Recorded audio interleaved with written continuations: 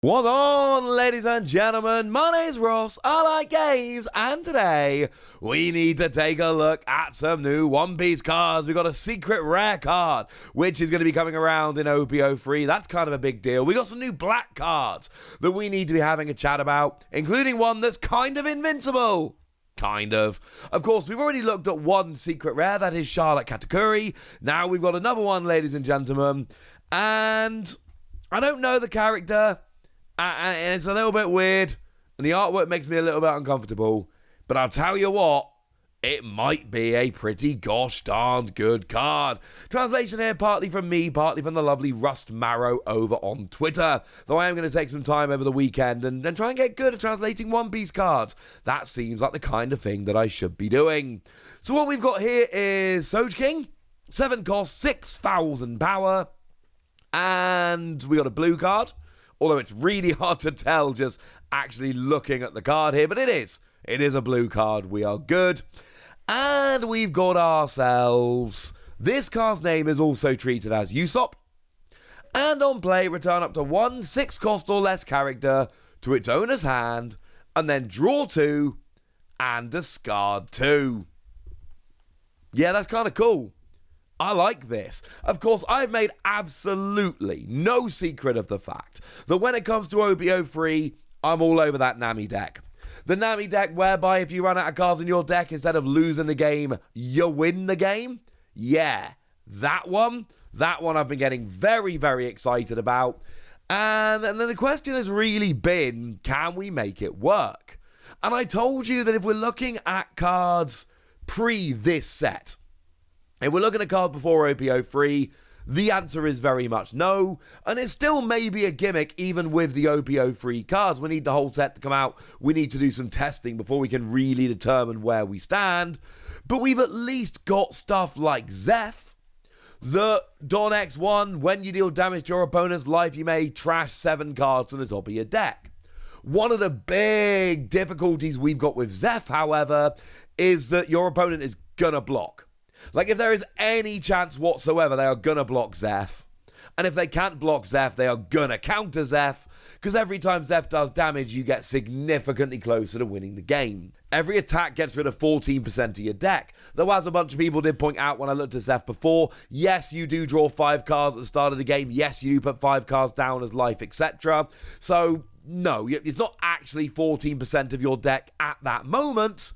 It's 14% of your deck overall. But in order to tell you what percentage of the deck it is at that moment, I would need to know what turn it is, what cards you played. It would all be getting a little bit silly.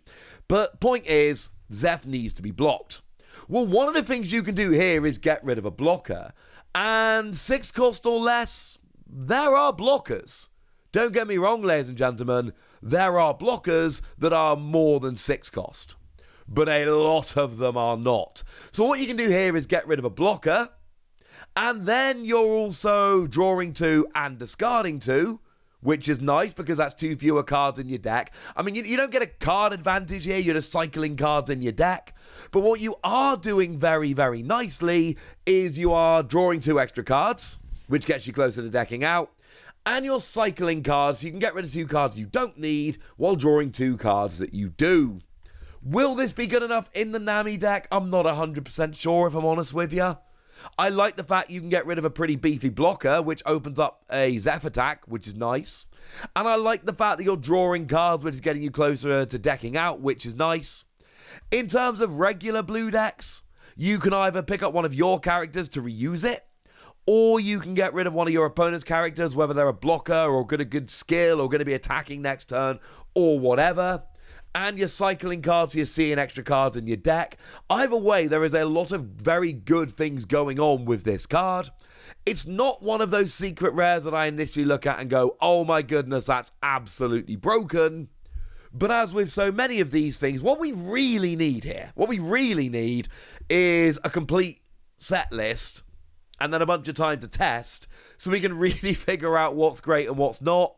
But just to be perfectly clear, we've got 2 things going on here in terms of getting a character off the board and then drawing 2 and discarding 2, both of which are very good skills that could make a pretty big difference. But I did promise you some black cards here as well, and we've got some black cards here as well. I mean, obviously we've got Rob Lucci. Like, you knew Rob Lucci was coming, ladies and gentlemen. Look at the front of the pack for OP-03. You knew Rob Lucci was coming. It was inevitable. So what we've got from Rob Lucci here is a 6-cost, 7,000 power character.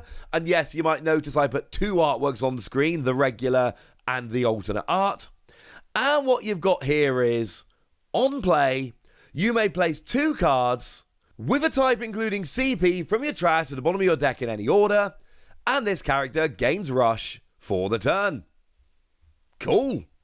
Sounds good to me, ladies and gentlemen. Sounds good to me. Of course, you'll notice Rob Lucci has got type CP9, so any characters that have got a type of CP, you can then go and get back with this, and jobs are good 'un.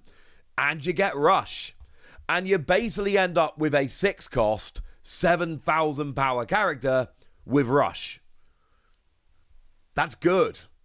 I mean, the big rusher at the moment, I don't think this is a controversial statement. The big rusher around at the moment, the one that we are seeing a borderline ridiculous amount of play for, that's a Roanoa Zorro from Romance Dawn. I'm going to show you the Akira Agawa artwork because it's just absolutely stunning. But what we've got here is a 3-cost 5,000 power, obviously 6-cost 7,000 power. Yeah, that is proportionally not as good. But you're also returning characters. You're also getting 2 cards with CP and their traits from your trash to the bottom of your deck so that you can potentially get them back later, or they might interact with other cards we haven't actually seen yet, which is all right, ladies and gentlemen. That is not too bad at all. But you've also got a big rusher in black, and quite frankly, every colour needs Rush. I'm not saying every colour will play Rush, and I'm not saying every colour will get Rush, but I am saying that every colour needs Rush, because Rush is a very, very, very important thing. And if you go over to onepiece-cardgame.dev right now, and you search Rush, and you have a look at all of the cards that have got Rush, you might notice there's quite a lot of red cards that have got Rush. That's a thing that they do a lot. There's no black cards with Rush. So we can look at this side by side with Roanoa Zorro and go, well, purely in terms of Rush, this isn't as good. And no, it's not. But Roanoa Zorro is a red card.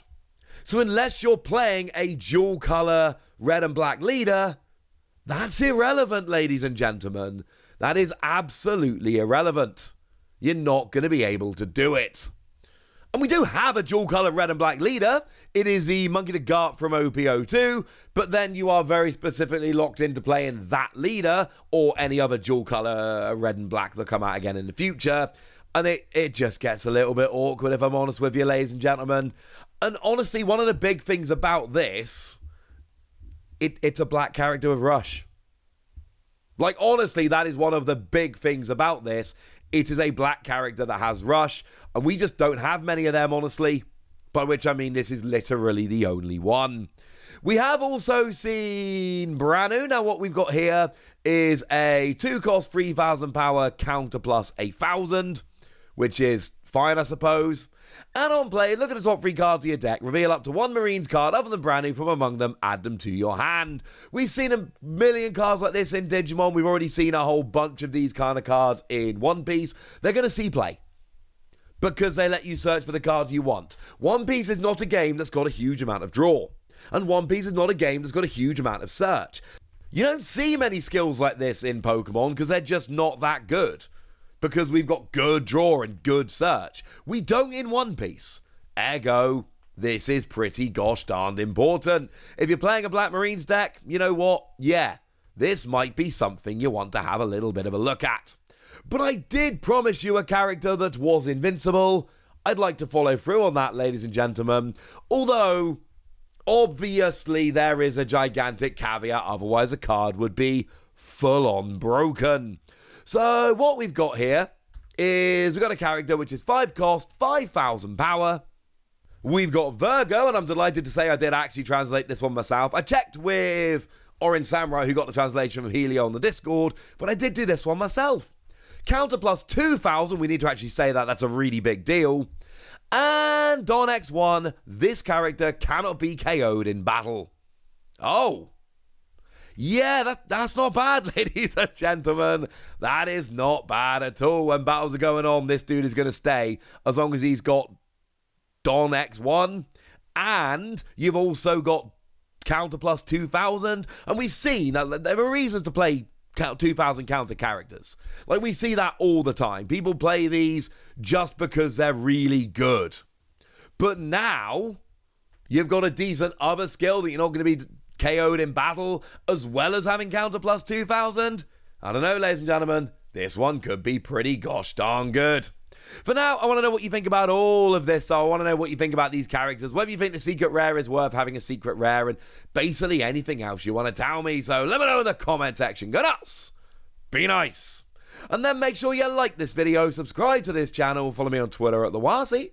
That's where we talk about One Piece and a bunch of other card games. And please do consider checking out patreon.com/PTCG Radio, where you can support the channel, get some bonus podcasts, join a Discord where we chat about various things. It's a lot of fun over there, alright? But by far the most important thing, as always, look after yourselves till next time, would ya? Thank you very much for watching. My name's Ross, and you've been watching Wasi Plays.